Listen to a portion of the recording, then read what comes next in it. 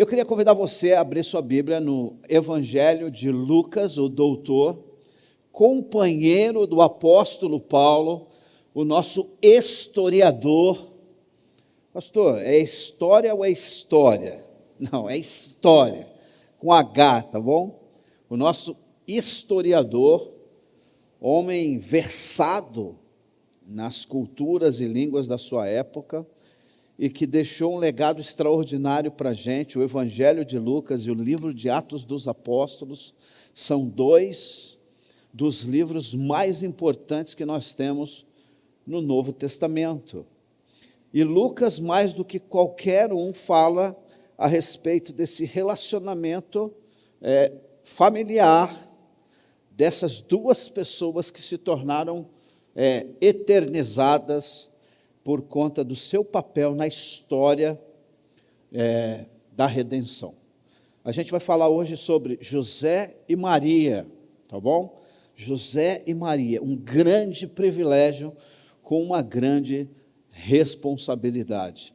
Nós estamos seguindo na série Casos de Família e vamos ver hoje como é que Deus preparou o ambiente para entregar o seu filho aos cuidados de um casal muito especial. Quem achou Lucas 2, de 41 a 52, diga amém. Amém. Ok, vamos lá. Todos os anos, os pais de Jesus iam a Jerusalém para a festa da Páscoa. Quando Jesus completou 12 anos, foi a vez dele. Eles foram à festa, como de costume, Jesus foi com eles. Terminada a celebração, partiram de volta para Nazaré. Geralmente a celebração da Páscoa, ela durava 7 dias. Jesus ficou para trás em Jerusalém, sem que os seus pais notassem a sua falta. Pensaram que ele, Jesus, estivesse entre os demais viajantes da caravana. Mas depois de caminharem um dia inteiro, começaram a procurá-lo entre os parentes e os amigos que os acompanhavam. Como não encontravam, voltaram desesperados para Jerusalém e começaram então a procurá-lo em toda a cidade. Por fim, depois de 3 dias, acharam Jesus no templo, sentado entre os mestres da lei, que, ouvindo e fazendo perguntas, todos que ouviam o menino se admiravam do seu entendimento e das suas respostas. Quando seus pais o viram, ficaram perplexos. Sua mãe lhe disse: filho, por que você fez isso conosco? Seu pai e eu estávamos aflitos e preocupados, procurando você por toda parte. Mas por que vocês me procuravam? Perguntou o menino Jesus de 12 anos. Vocês não sabiam que eu deveria estar na casa do meu pai? Não entenderam, porém, o que o menino quis dizer. Então, voltou com os pais para Nazaré, e lhes era obediente. Sua mãe guardava todas essas coisas no coração. Jesus crescia em sabedoria, em estatura e no favor de Deus e das pessoas que viviam ao seu redor. Vamos orar? Amado e bendito Deus, esse é aquele momento, a Deus, que nós clamamos pelo auxílio do Senhor. Que o Teu Espírito Santo, ó Pai, com plena liberdade, nos encha, Senhor, de sabedoria e de discernimento. Que a Tua palavra fale aos nossos corações, edificando, Senhor, assim as nossas vidas e nos desafiando, Senhor, a nos tornarmos instrumentos poderosos na Tua mão para ministrar graça às pessoas que o Senhor nos dá o privilégio de cruzar o nosso caminho. Fala com a gente, fala com a tua igreja. Nós oramos no nome santo e precioso de Jesus. Amém.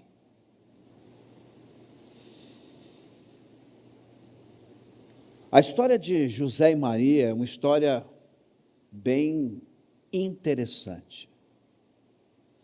Eu lembro que quando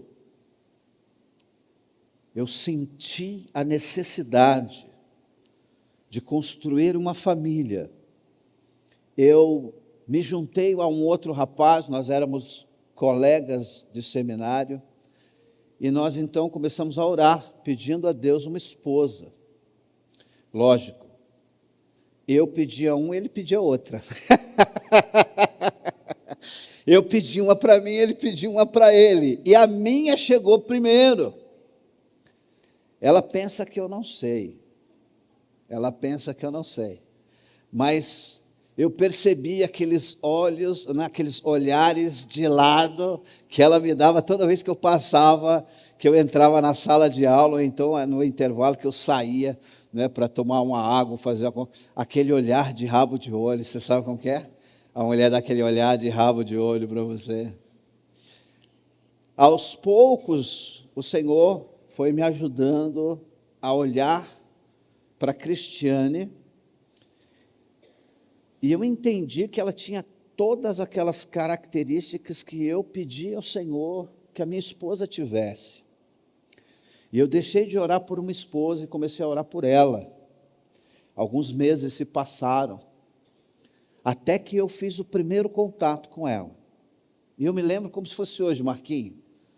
Eu cheguei para ela no fim da aula, era fim da aula, aquela muvuca de seminarista saindo do seminário, e eu cheguei para ela na calçada, e eu fiz a pergunta mais inteligente que eu fiz na minha vida. Eu cheguei para ela e alguém tinha me dito, né? Eu cheguei para ela e falei assim: é verdade que você namora um careca? É verdade? E ela falou assim para mim: não. Eu falei: amém. Aquele foi o meu primeiro contato. Eu nunca tinha, né? Que contato absurdo. Não foi? Você namora um careca? E ela disse: não. E eu fico imaginando até hoje o que ela pensou de mim naquele dia. Esse cara é louco. E na medida em que eu fui me aproximando dela, ela começou a perguntar para Deus, não é? Está de brincadeira. Eu estou orando há 5 anos por um esposo, e é esse o homem que o Senhor traz para mim? Aquele dia foi um dia em que Deus começou a trabalhar no coração dela, porque era exatamente o que Deus tinha para ela. E ali a gente começou então a nos aproximarmos um do outro. E é lógico, a iniciativa foi minha e a insistência também foi. E graças a Deus por ela, porque hoje nós formamos uma família 100% dedicada ao reino de Deus e a fazer com que o Evangelho se espalhe por onde quer que a gente tenha oportunidade de passar.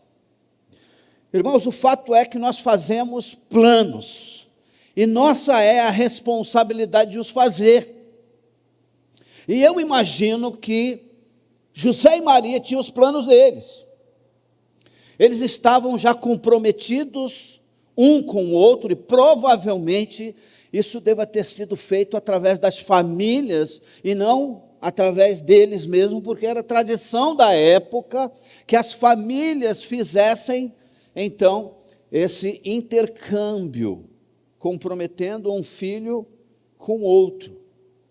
No caso de José e Maria, a palavra de Deus diz que eles estavam desposados quando algo extraordinário aconteceu na vida deles. A jovem recebe a visita de um anjo que lhe aparece e diz: você ficará grávida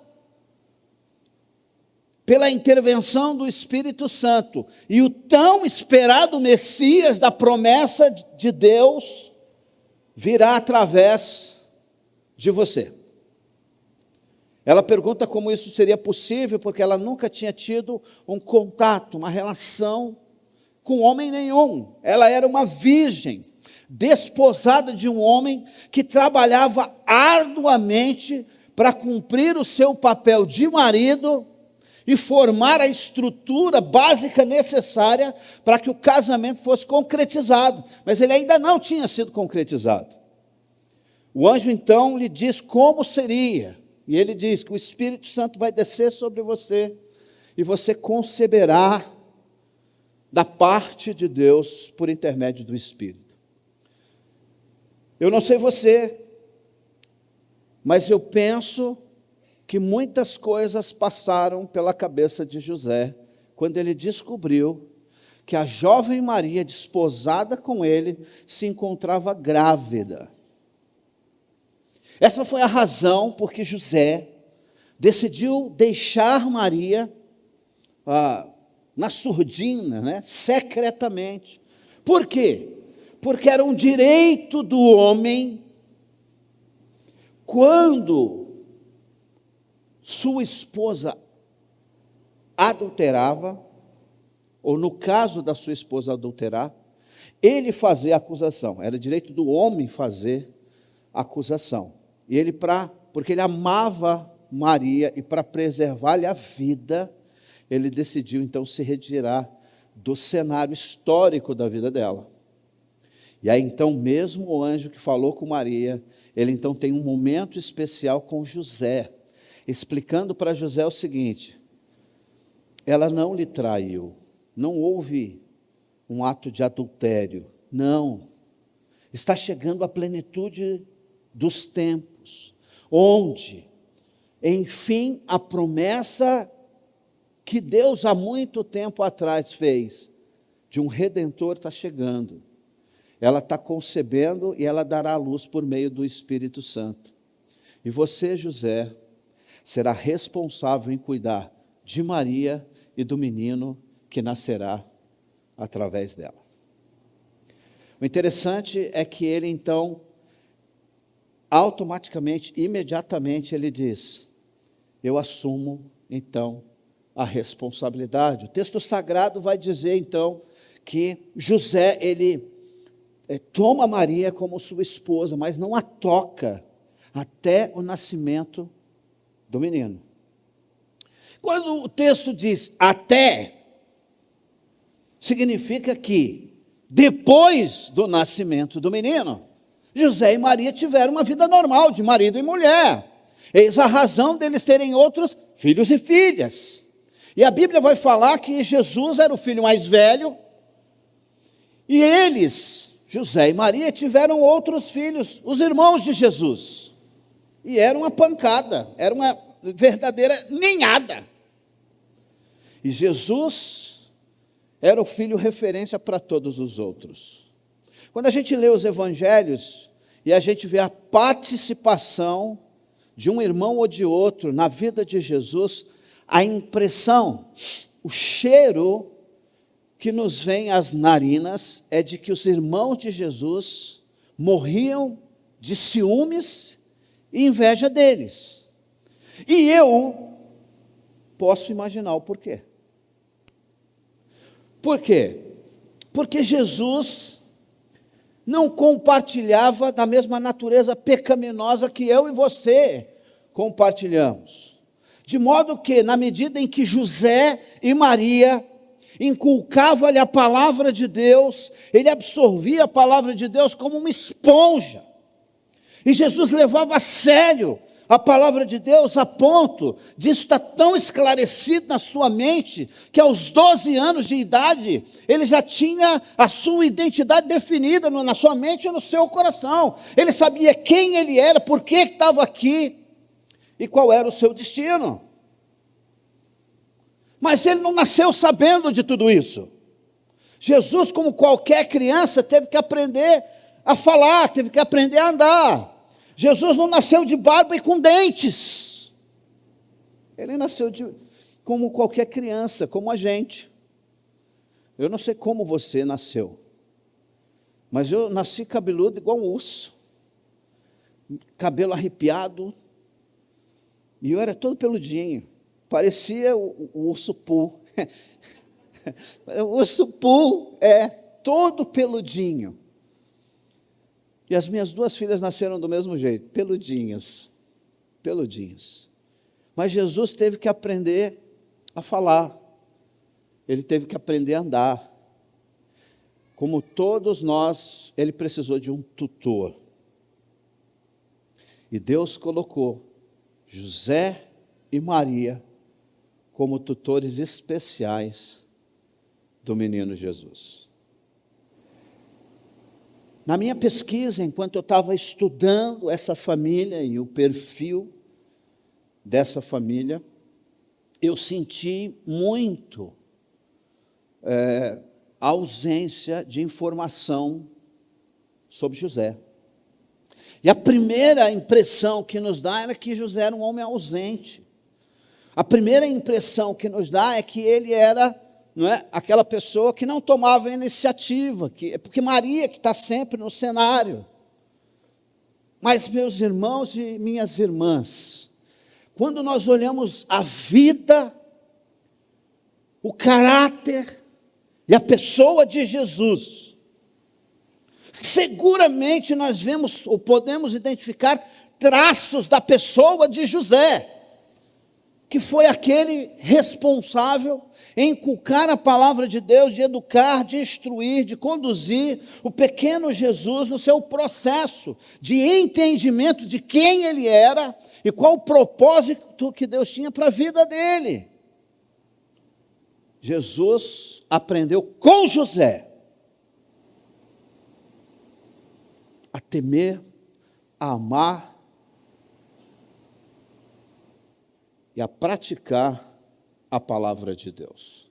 A Bíblia diz que José era um homem íntegro, era um homem de Deus. E o texto que nós temos diante de nós mostra isso. E se nós formos leitores ou ledores atentos e cuidadosos, nós vamos encontrar isso aqui nesse texto. E você vai dizer, pastor, o senhor deve ter... O senhor está... Como é que é isso? Eu não consigo ver isso nesse texto. Deixa eu mostrar para vocês. O verso 41 de Lucas capítulo 2 diz assim: todos os anos os pais de Jesus iam a Jerusalém para a festa da Páscoa. O que isso diz para você e para mim? Muita coisa. Diz que José era um observador da lei do Senhor. E um servo de Deus, comprometido com Deus, com o seu reino, com a sua palavra, ele tinha no seu coração a responsabilidade e o privilégio de observar festas importantes dentro do calendário judeu. E a Páscoa era uma das principais, das 3 festas mais importantes do contexto do judaísmo do tempo de Jesus. Algo interessante é que é o seguinte: não era obrigatório a mulher participar da festa, era para o homem. Deus estabeleceu a Páscoa como um memorial eterno, e todo homem adulto deveria observá-la. Isso significa o quê? Que todo homem temente a Deus, que observava, apreciava, amava a palavra de Deus, precisava observar isso aqui. O interessante é que o texto diz que os pais.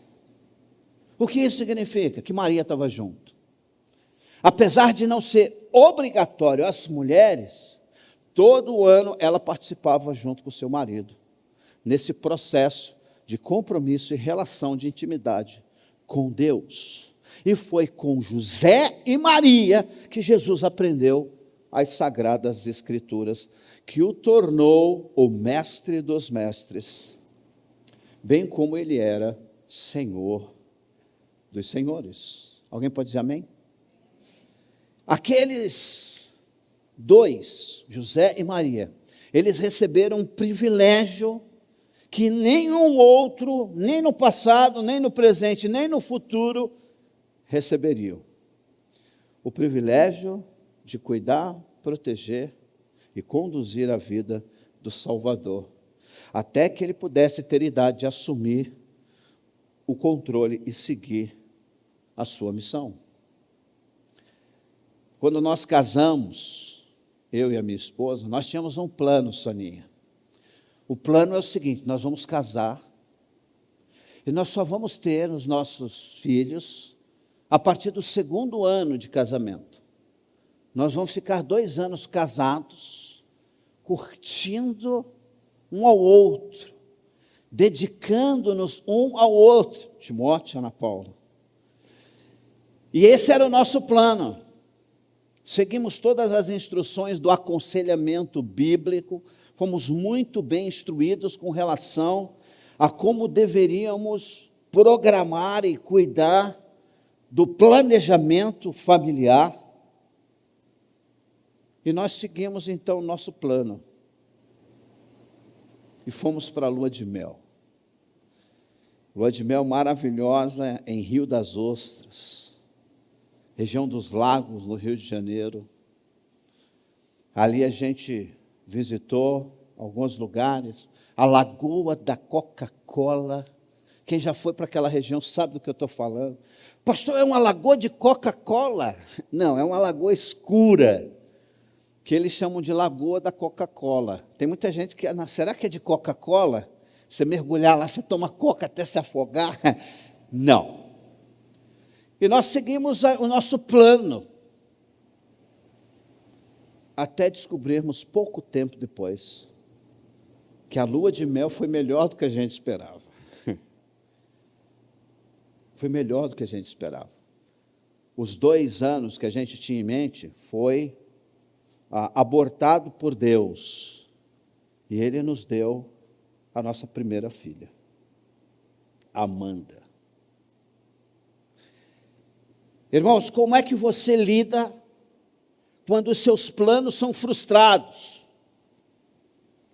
Quando você faz todo o planejamento financeiro, toda a estrutura da tua casa, e você diz, as coisas vão acontecer matematicamente dessa forma, e Deus rabisca tudo e diz, você faz os planos, a palavra final é minha.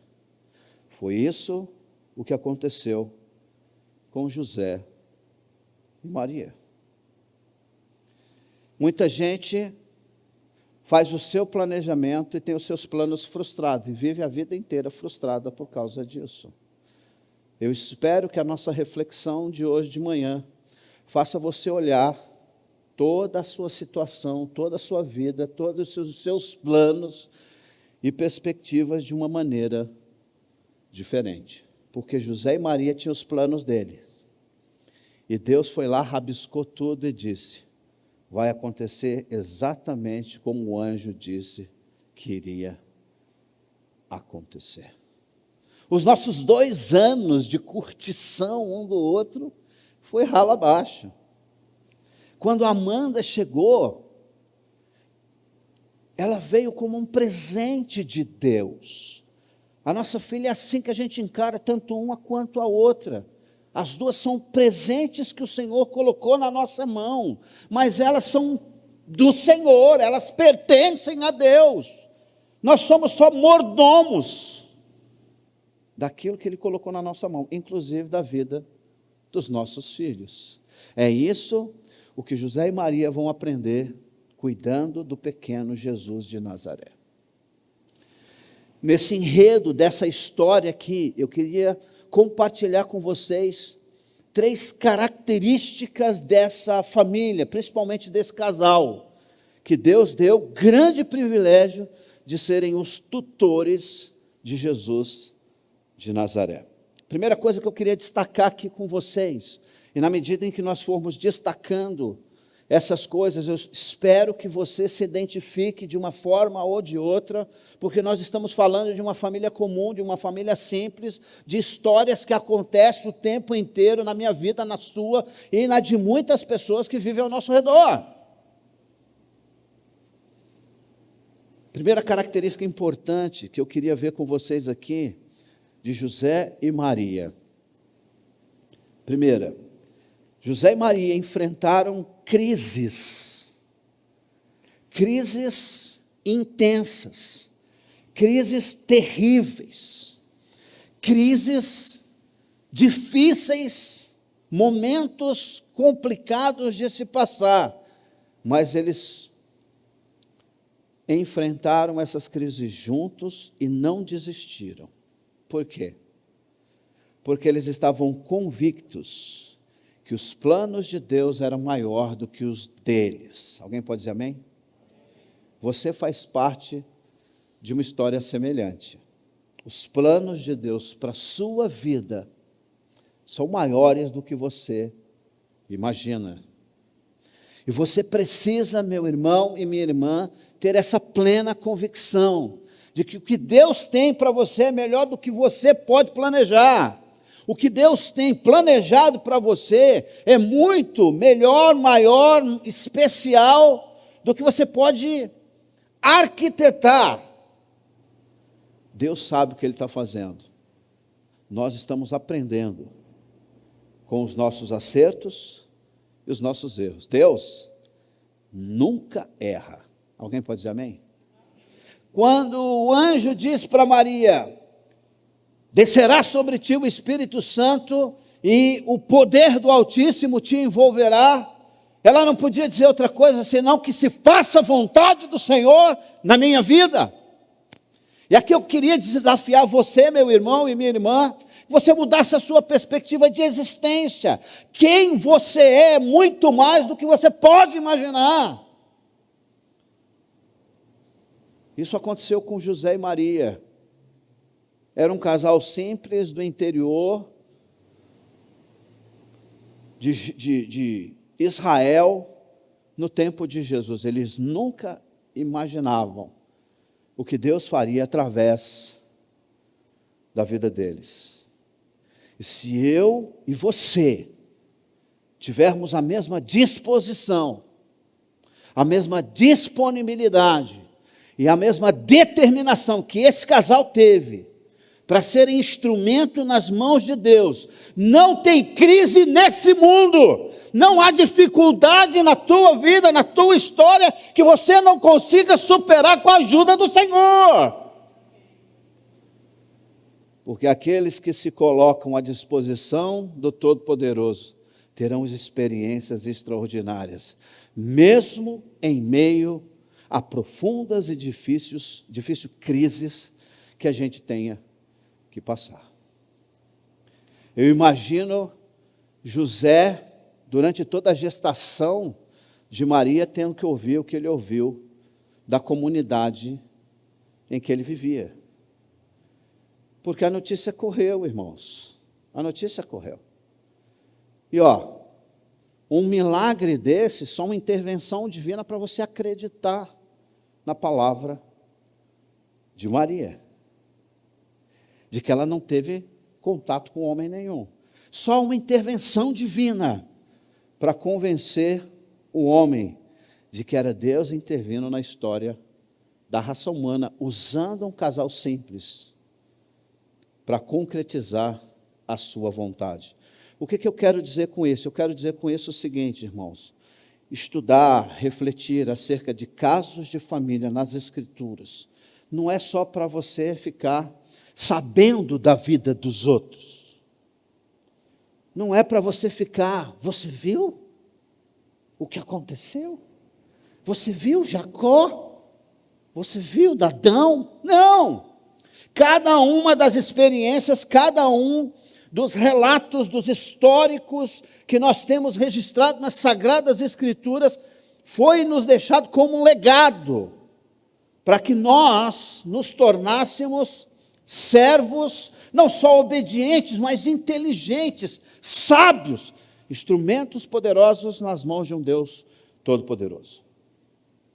José e Maria entenderam isso quando receberam o privilégio de serem os tutores do menino Jesus. Eu lembro, irmãos, que quando a Cris estava grávida, a gente fazia, sabe o quê? A gente pegava o fone, não era o fone? O fone de ouvido.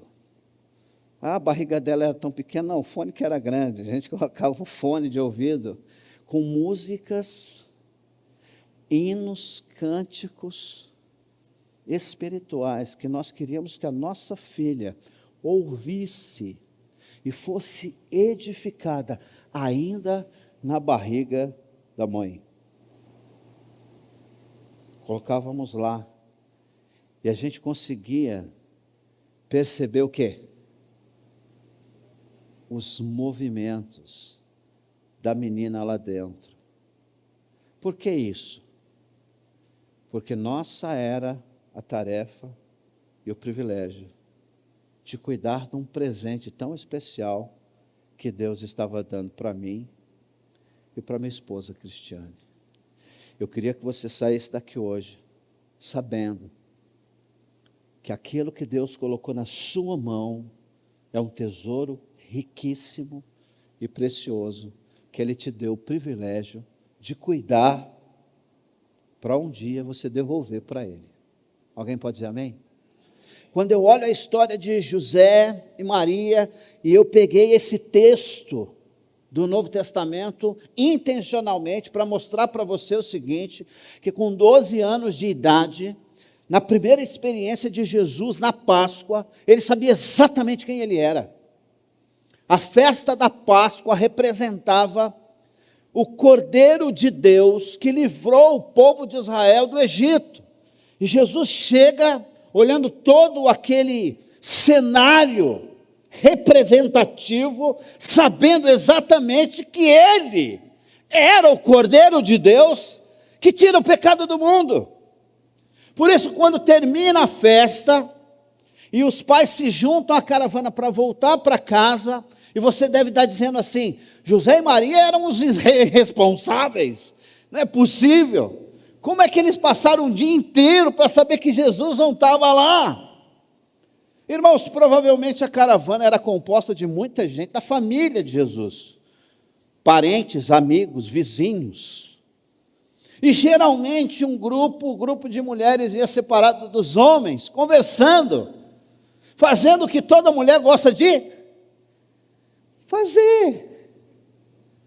Não é? Falar da roupa da esposa do sacerdote. Você já viu isso, não? Não, as mulheres estavam caminhando, falando como foi maravilhoso passar a festa da Páscoa juntos.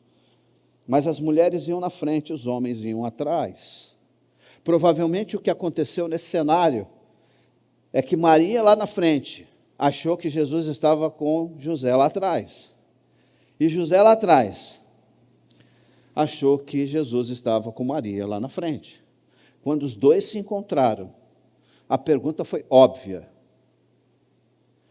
aonde está Jesus? E José falou para Maria: ué, não está com você? Ele não está com você? Ela falou: não, eu pensei que ele estivesse com você. E aquele foi um momento de crise, eu diria que um momento terrível, porque eles sabiam quem Jesus era. E a probabilidade disso nunca ter acontecido antes era muito grande. E eles então começam a vasculhar, não é? Provavelmente deve ter dado um grito na caravana: para tudo! E eles descobrem que Jesus não está lá. Desesperadamente eles voltam para Jerusalém. 2 dias procurando.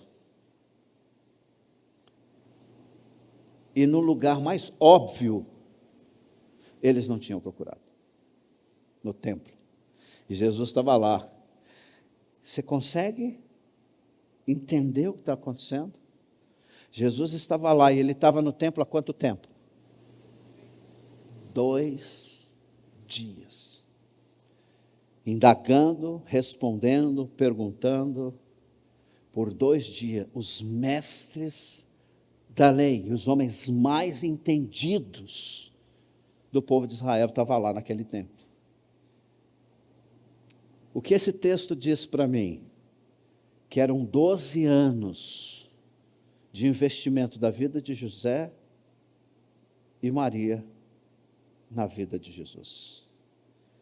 José e Maria enfrentam crises de desconfiança da comunidade, crises de descrédito, até quando Jesus era grande. Eu lembro lá que em Nazaré, quando ele está em Nazaré, e falando e pregando, ensinando acerca do reino de Deus, o povo fica extasiado. Por quê? Porque ele falava com tamanha autoridade que era impossível ser questionado. E eles perguntavam: pera aí, rapaz, o que está acontecendo? Não é esse José, Jesus, o filho do carpinteiro José, e de Maria, sua mãe? E não vive entre nós os seus irmãos e irmãs? Nós sabemos quem é esse menino. Esse menino cresceu com a gente desde pequeno. O interessante é que quando a gente vai em Marcos, Marcos não fala que é filho de José, fala que é filho de Maria, e deixa José de fora. E no final desse texto diz assim: e eles ficaram aborrecidos por causa disso. Por quê? Eles estavam fazendo insinuações acerca da infância e do nascimento de Jesus. E essa situação José e Maria tiveram que viver durante todo o crescimento de Jesus. Eu não sei qual que são as suas crises, quais são as dificuldades que você tem que viver, que você tem que passar, principalmente quando vem o primeiro, o segundo, o terceiro filho. Eu lembro que no nosso planejamento familiar, o salário da Cris era maior que o meu. Ela ganhava mais do que eu. E veja bem, quando veio a menina, nós tivemos que tomar uma decisão. E a decisão era: ou ela continua trabalhando, e a gente vai gerenciar alguém para tomar conta da nossa filha enquanto ela está trabalhando, ou ela vai se dedicar única e exclusivamente a cuidar de mim e da menina. E foi essa a decisão que nós tomamos. Com isso, mais de 50% do nosso recurso financeiro foi perdido. Foi a nossa primeira crise financeira. Foi quando a gente teve que segurar. Eu comprei um cinto mais largo de couro, e desde então eu só uso o cinto de couro, e apertar. As crises que José e Maria passaram por causa desse evento extraordinário foram muito maiores do que eu e a Cris já passamos, e provavelmente você também. Mas eles passaram juntos, não desistiram, foram perseverantes, porque eles estavam convictos que eles faziam parte de um plano maior, e esse plano maior havia sido traçado por Deus. Alguém pode dizer amém? Você também faz parte disso. Saia daqui hoje sabendo disso. Cada etapa, cada fase, cada momento da sua vida faz parte de um mosaico muito maior do que aquele que você consegue enxergar. Porque você está muito perto do quadro. Deus está mais distante, Ele consegue ver o todo. Você só consegue ver um pedacinho. Então faça como José e Maria, enfrente todas essas situações confiantes, convictos de que a sua vida está nas mãos do Todo-Poderoso, e nas mãos dele você está seguro. Amém, queridos? Segunda característica aqui de José e Maria que eu queria compartilhar com você é o seguinte: José e Maria assumiram a tarefa de criar o pequeno Jesus, conscientes de que Jesus era um presente divino. Os nossos filhos não são estorvo. Os nossos filhos não são persona não grata. Os nossos filhos são presentes de Deus e nós devemos abraçá-los como tal.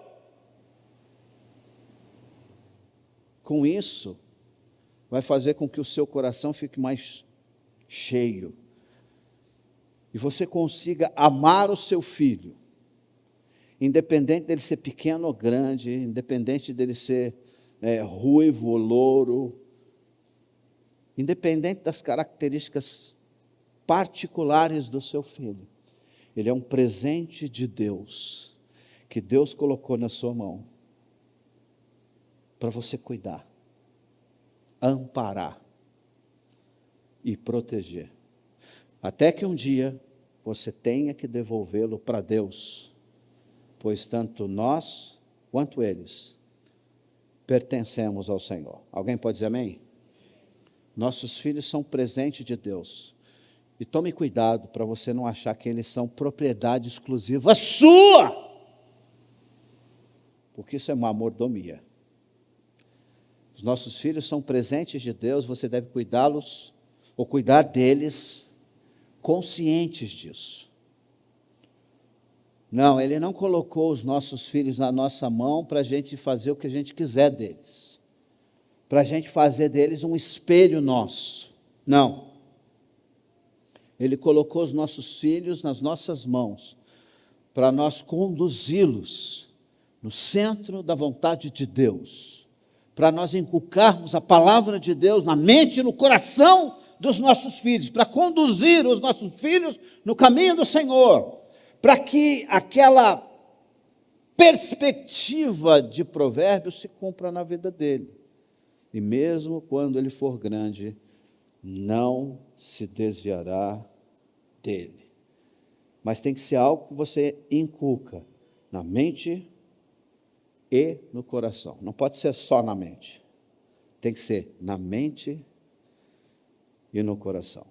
Pastor, como é que o senhor sabe que José tinha tanta intimidade com Jesus, que Jesus passava tanto tempo com José, como o senhor está dizendo? Ué, Jesus era o quê? Qual era a profissão, o ofício de Jesus? E a de José? Com quem ele aprendeu? Com quem Jesus aprendeu? Marquinhos, você já serrou um pedaço de madeira?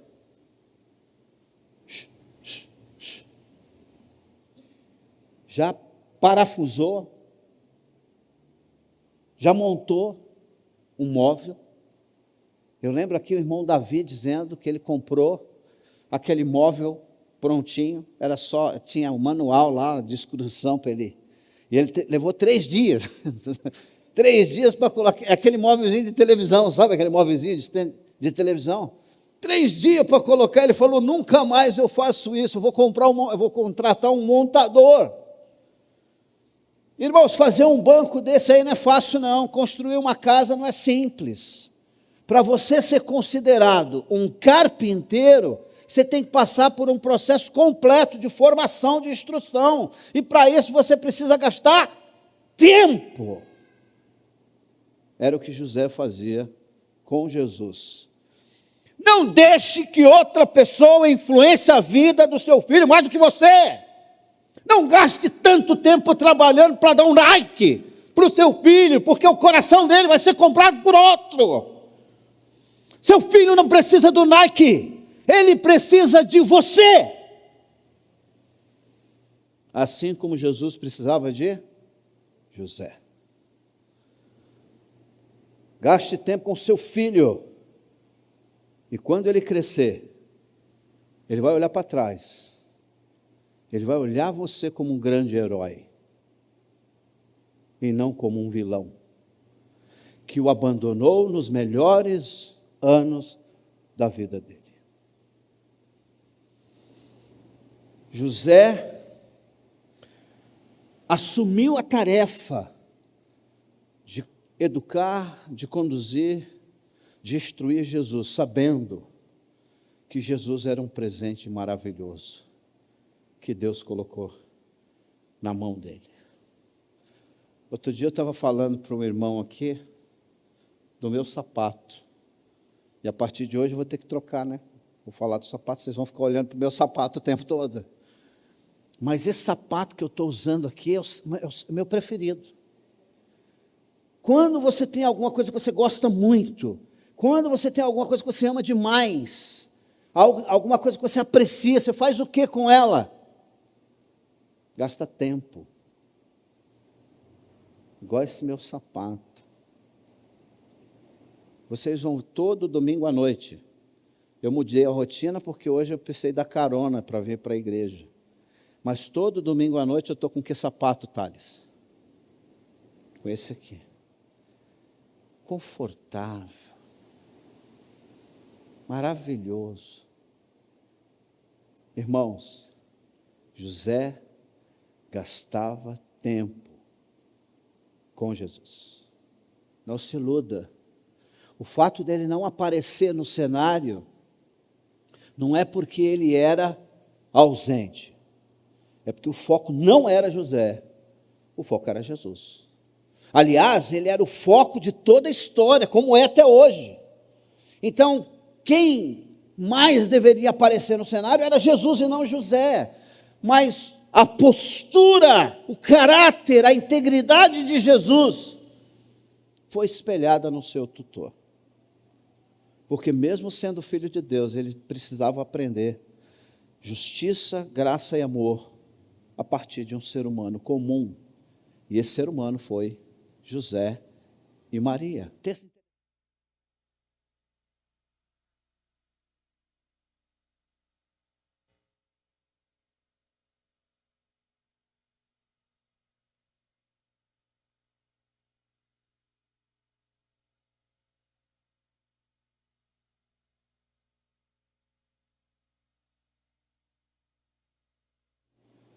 Então, deixa eu dizer para você, no início do Evangelho de Lucas, ele vai dizer para a gente o seguinte, que o Evangelho dele é resultado de pesquisa, de exame, de avaliação, de entrevistas que ele fez com pessoas que viveram com Jesus, que tiveram com ele, que cresceram com ele, que foram tutores seus.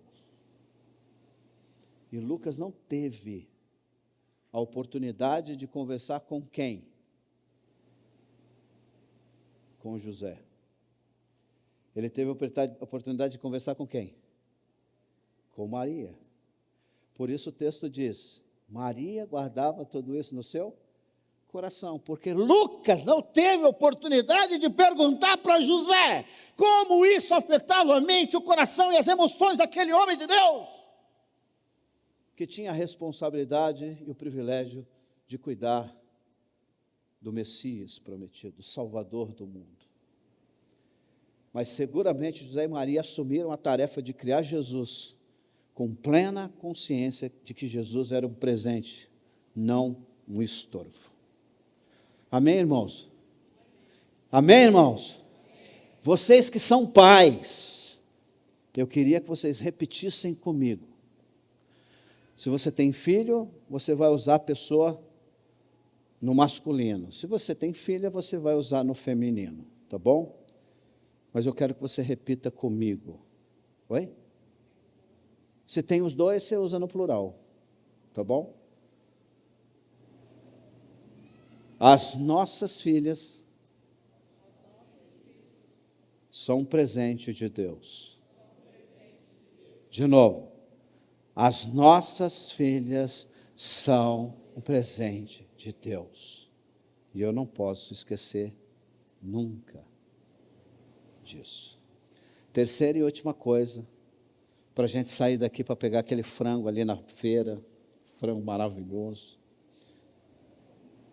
e um complemento qualquer lá em casa, quem sabe uma farofa, uma salada de maionese, um arrozinho frito no alho.